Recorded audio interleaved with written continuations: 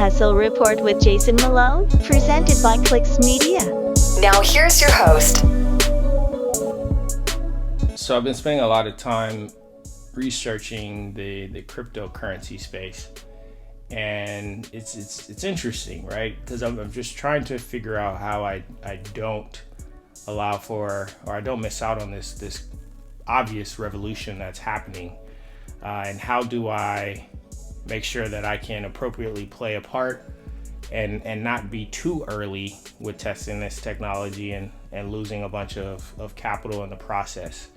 So I've just been doing a lot of research on this space, and I got to be honest with you. I mean, I'm completely sold on the technology and the platform, but I'm just trying to figure out the right way to play it and how to best park my money as I participate in what's going on. And so my perspective is a little nuanced, because I first started my career doing derivatives on Wall Street and working with complex financial structures that derive their value from underlying assets.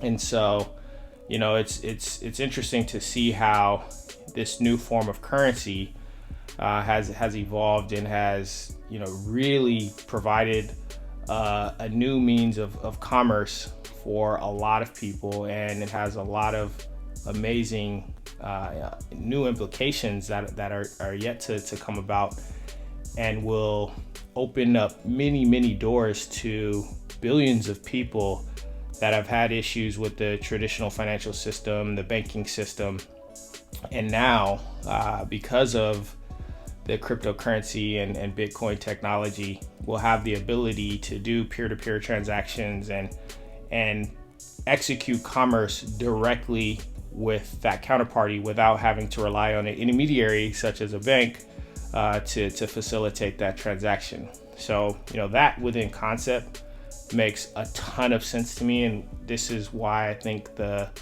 technology of blockchain and cryptography is such a game changer, because of that fundamental fact that it democratizes the ability for anyone to do commerce. It's not built on this quote unquote false trust system, a credit system, a financial system that has failed many people that, you know, aren't able to participate in the traditional means, and because of that they're left out on a ton of just upward mobility in society, and Bitcoin with this technology just allows for that to change.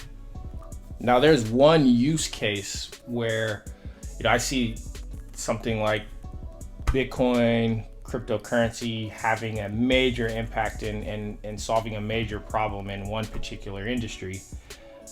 Like I used to own some restaurants, and one of the struggles that we had with the restaurant was cash flow, and how that was executed, and how we were able to manage that with payroll as well as with incoming deposits for people that were paying paying for their food. So if a customer paid with their credit card, you know, obviously that transaction went through. However, those funds typically wouldn't settle for 2 to 3 days, sometimes up to 4 to 5 days, depending on if it was a weekend or not. Yet you still have obligations against that cash, such as your payroll, buying new inventory, buying new food to service the restaurant, as well as other expenses that come about. So you always had this cash situation because of how long it took for the banks or the credit card companies to settle transactions whenever someone paid electronically. This was further amplified by things like payroll, right? Being in the restaurant industry, a lot of the employees were minimum wage employees, and for whatever reason, a lot of these employees did not have bank accounts themselves. So when we would pay them out, we'd pay them out in cash. When they would get their checks, they would literally go across the street to the nearest check cashing place, cash their check. Those funds were immediately taken out of the bank account for our restaurant. However, all of those sales that came in for the day the day before or even 2 days prior still hadn't settled yet. So on days that we would have our payroll, we'd have a cash squeeze for about 2 to 3 days every single day thereafter.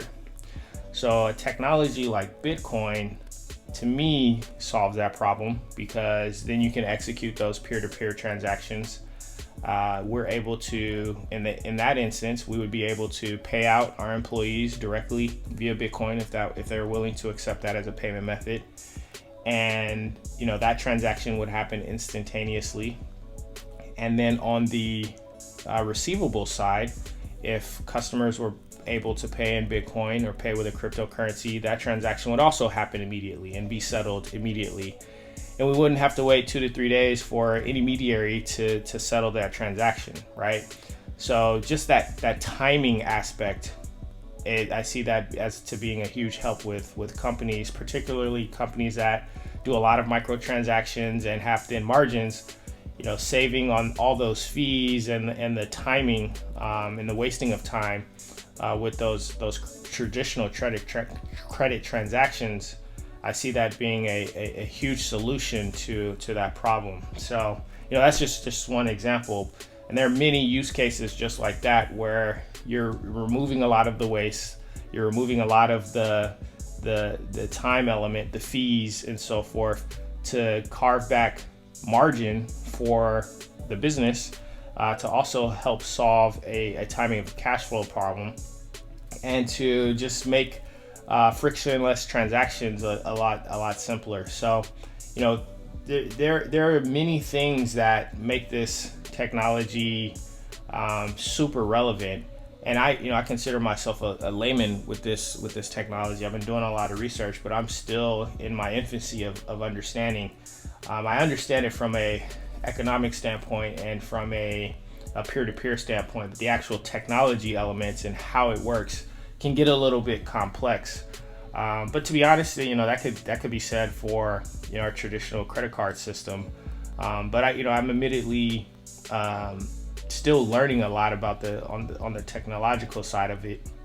But from a usage standpoint and how it can solve problems with peer-to-peer transactions, I totally see how it makes a ton of sense to focus on this and to figure out how you can integrate your business with this technology, how you can store your own personal assets and try to reap financial reward from participating as an investor with the asset. I totally see how that can make sense.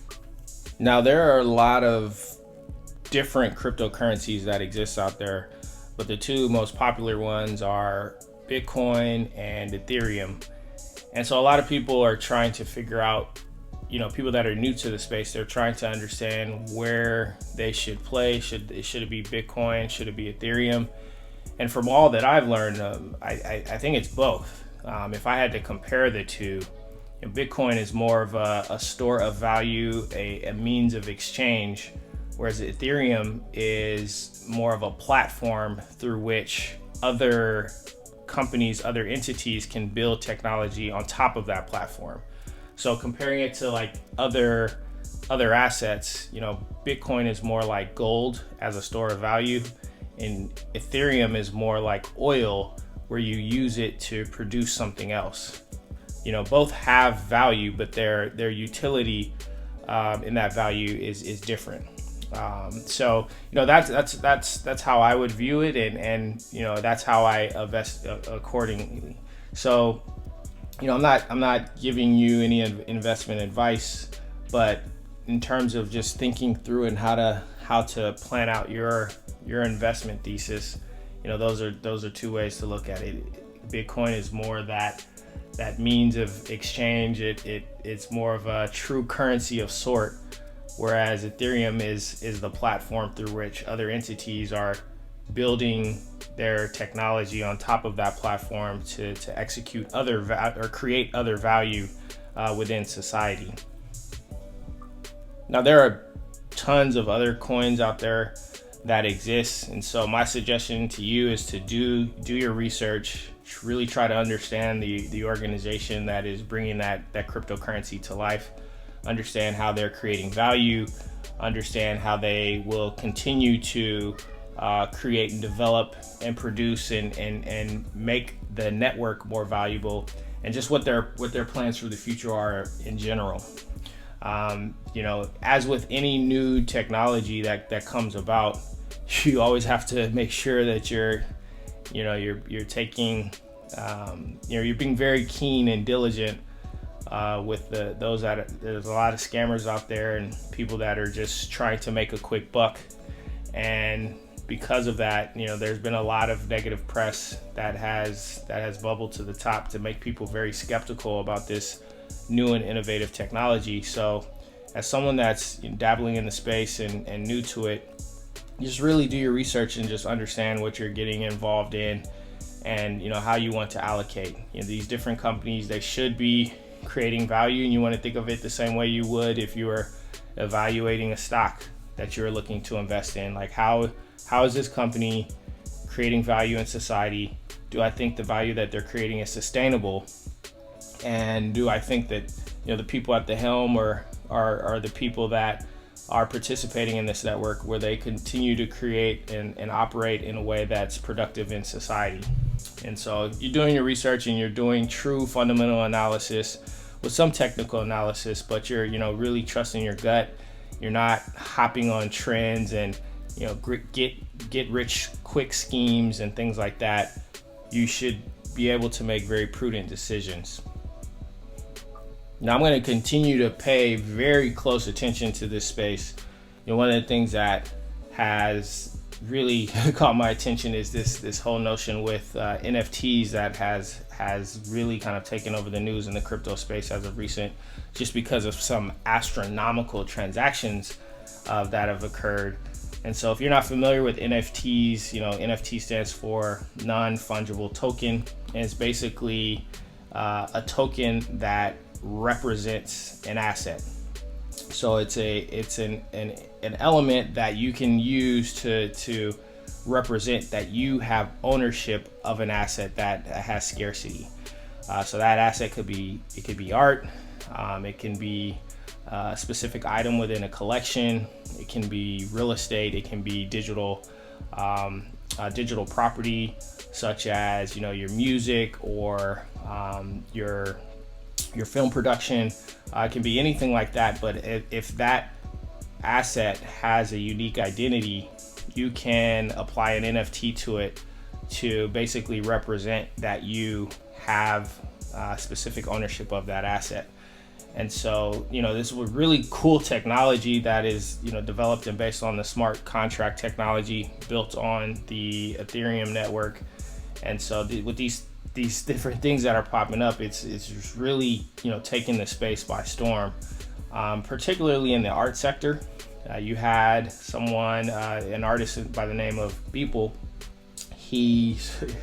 I think it was a few months ago, he sold an art piece for $69 million. Now, his art piece was unique because it was a collection of other digital pieces that he put together and compiled it into one, and he was able to sell that through to a group of investors for $69 million as an NFT. So once that news hit the community, it really got just kind of sparked interest in the whole NFT space, and you've seen a lot of different groups hop in the space to figure out how they can capitalize on this trend. So it's really big in the art sector. You have huge players like Sotheby's hopping into the space and creating really cool assets to sort of take advantage of this trend and this new interest in this space. I have a buddy of mine that is involved with establishing an NFT on the very first pair of Air Jordans, Nike Air Jordans, that Michael Jordan wore while he was playing in the NBA in 1984. So, they took that original pair of shoes, they applied an NFT to it, and now they're having an auction to see, who would like to own this unique asset. So you have some really cool things occurring in the space, and it's certainly a space to continue to pay attention to. I think it has huge implications for other assets that have kind of a unique ownership profile, such as real estate. You have intellectual property and things like that. So certainly something to continue to pay attention to. I will most definitely continue to watch this. I don't know if I'm ready to hop into the NFT space myself. I'm gonna continue to dabble with my Bitcoin and my Ethereum and some other altcoins that I own, but I will certainly pay attention to this NFT space and just watch how some of the larger industries like real estate and the music industry and the film industry, how they play in the space. So it's really cool to watch. Just definitely check it out. One asset that I think would make sense for you to watch is a website that I look at every day, cryptodailyworld.com. It's one of my favorite websites to keep me up to speed on what's going on in the crypto space. So definitely check it out. They have articles that are pumping out feels like almost every single hour, just with updates that are happening in the crypto space. So definitely check it out. That's cryptodailyworld.com. All right, guys, thanks for tuning in. That concludes this episode of the Hustle Report, and I look forward to checking in with you on the next episode.